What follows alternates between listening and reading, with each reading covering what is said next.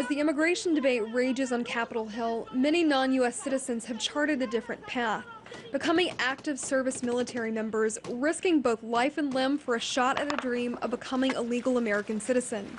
Now, this path to citizenship is a gamble, and a gamble that doesn't always pay off. So I'm standing here in front of one of Washington, D.C.'s military recruiting sites, and this is where you would go to actively enlist in the U.S. Army. Now, of those that go through these doors, most are U.S. citizens, although there is the exception that foreigners will come hoping to get citizenship through active military service. Now, there are as many as 65,000 people serving in the U.S. military that aren't actually citizens. They're legally serving by holding a green card. Now, this process can fast-track them from green card holder status to U.S. citizen. Right now, the policy is that if, for all of our green card holders that serve, which there's a good amount in the military, as soon as you serve in a combat zone, a designated combat zone like Iraq or Afghanistan, that you don't wait 5 years. That one of the things that happens in the war zone is citizenship ceremonies, where people automatically qualify for citizenship, and it occurs all the time. So as long as you deploy, then to the war zone, you automatically become a U.S. citizen. But it's a complex process for those willing to get into it.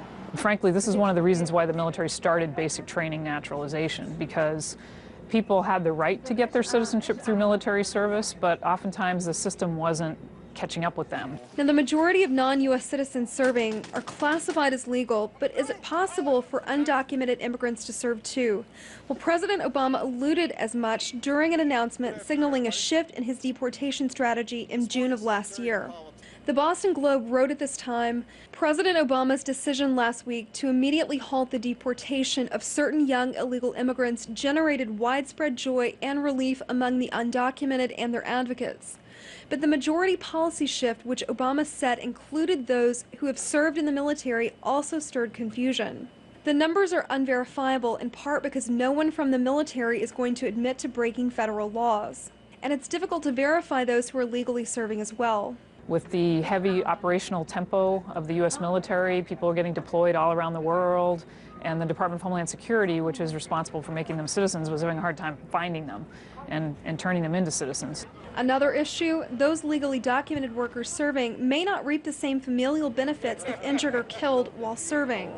Now, if someone who is legally serving but not yet a citizen dies while active, it's unclear if their loved ones will see any of their benefits because of legal status. Family members have died in Iraq and Afghanistan, such as in 2007, one of the U.S. soldier was taken prisoner and went missing. He was killed, and I believe his wife or his family was illegal. So there's a question of what about the family members of people who've died fighting for the United States, and what is their living here? And those are all things where I think if you talk to people who serve, they say, gosh, this family has given more to the United States than a lot of Americans have.